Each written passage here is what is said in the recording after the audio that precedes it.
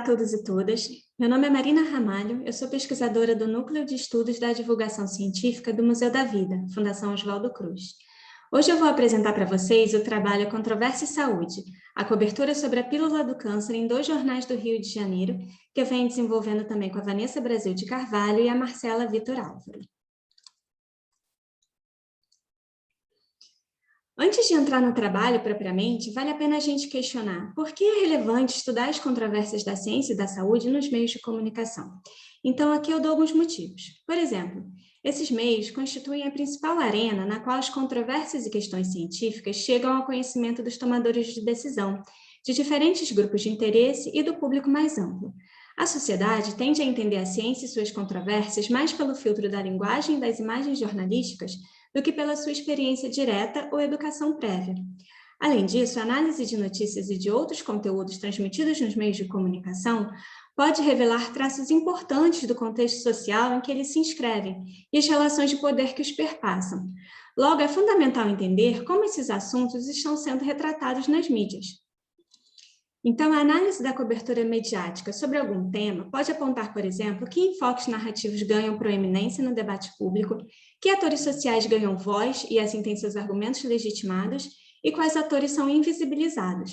Assim, é importante mostrar como a divulgação de temas controversos tem sido feita, quais suas limitações e suas lacunas, e como pode melhorar para enriquecer o debate público. Nesse trabalho, a gente vai se debruçar sobre a pílula do câncer. Então, eu vou fazer uma breve contextualização do ocorrido, principalmente para quem não é brasileiro e não acompanhou essa controvérsia.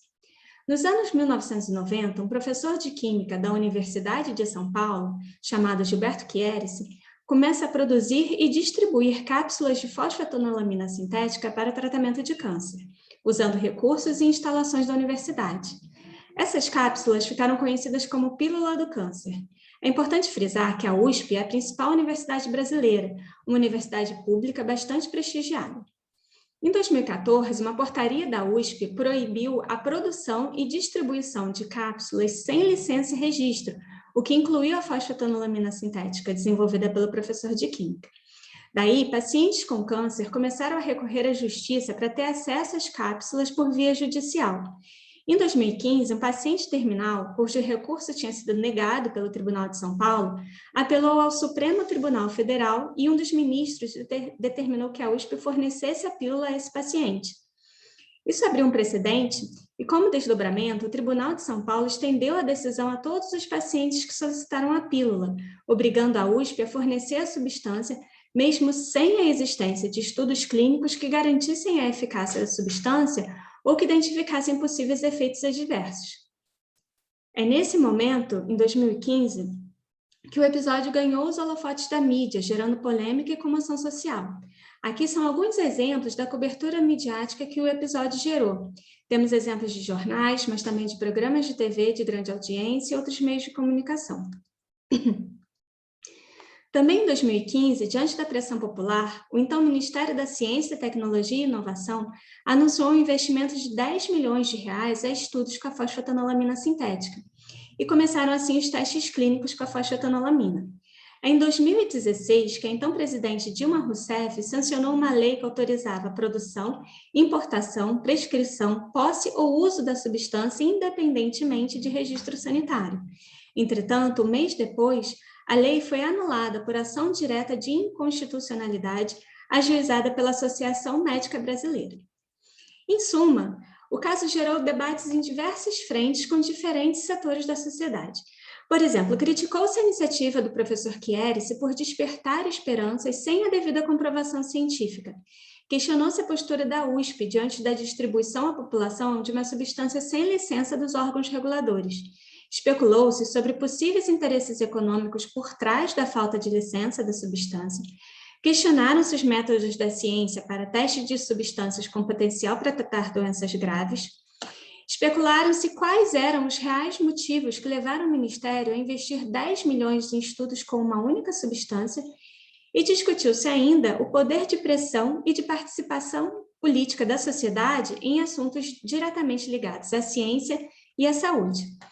Diante desse contexto, nós desenvolvemos o projeto chamado Controvérsias Científicas na Mídia e sua circulação nas redes sociais, o caso da pílula do câncer na TV, em jornais e em grupos do Facebook, desenvolvido na Fiocruz e que recebeu apoio financeiro também do CNPq e do Instituto Nacional de Comunicação Pública da Ciência e Tecnologia.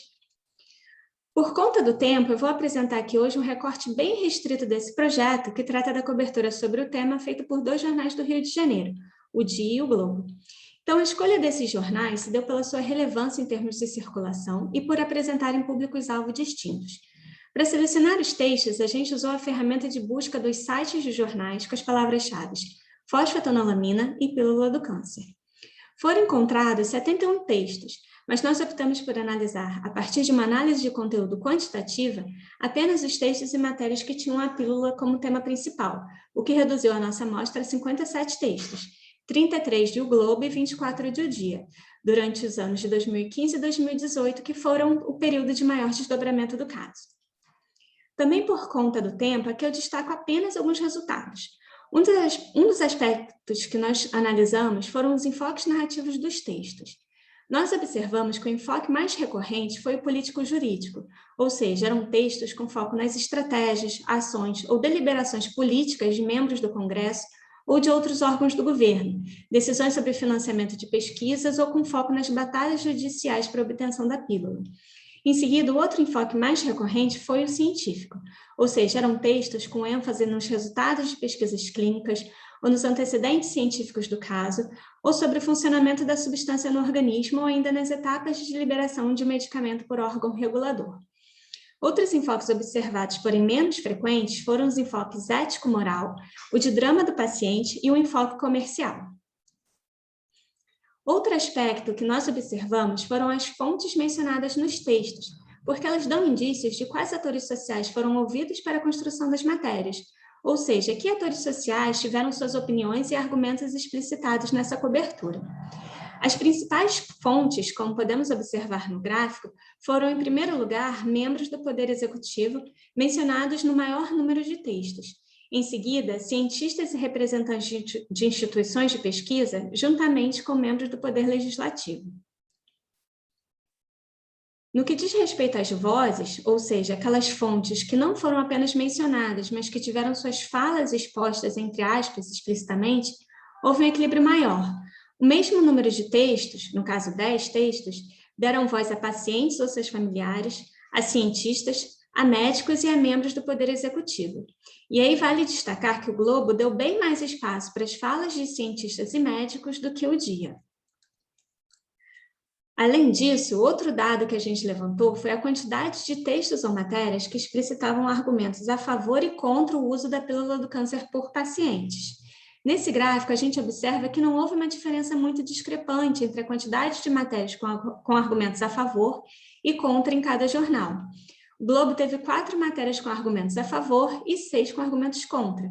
Já o Dia apresentou 13 matérias com argumentos a favor e 12 contra. Então, nós temos um indício de que nenhum dos 2 jornais pendeu muito para um lado ou para o outro da questão. Mas o Dia deixou esses argumentos, tanto contra quanto a favor, mais evidentes. Dentre os argumentos a favor do uso da pílula, se destacaram os depoimentos de pacientes de câncer relatando redução do tumor ou melhora na qualidade de vida e alívio da dor. Em alguns casos, foi mencionado o fato da substância ser atóxica e também relatos de cura, embora esses relatos não fossem acompanhados de comprovação científica. Dentre os argumentos contra o uso da pílula do câncer, ganharam destaque, no primeiro momento, a falta de testes clínicos feitos com a substância, a falta de comprovação científica de eficácia e a falta de identificação de efeitos adversos. Então, eu vou destacar agora algumas considerações finais. A gente pode dizer que encontramos uma diversidade de fontes e vozes. Os principais atores sociais envolvidos na controvérsia foram ouvidos e tiveram seus argumentos expostos em alguma medida nessas coberturas. A discussão foi bastante politizada. Membros do Poder Executivo e do Poder Legislativo estiveram bastante presentes na cobertura, o que ficou evidenciado tanto nos enfoques narrativos quanto nas fontes e vozes mencionadas. A cobertura sobre a pílula do câncer, realizada por ambos os veículos, explicitou aspectos controversos da ciência. Foram abordados tanto aspectos diretamente ligados ao modo operante da ciência, quanto aos desdobramentos da ciência em outros âmbitos sociais, como, por exemplo, a sua reverberação na arena política. A gente acredita que, se esse tipo de cobertura fosse mais recorrente, as controvérsias científicas se tornariam mais naturalizadas, o que daria subsídios para que cidadãos estivessem mais bem preparados para avaliar as informações científicas disponíveis. Esse aspecto ganha ainda mais relevância no contexto de emergência sanitária, como a atual pandemia de Covid-19, quando a ciência e a saúde ganharam bastante destaque na cobertura dos meios de comunicação. Muito obrigada e deixo aqui o meu contato.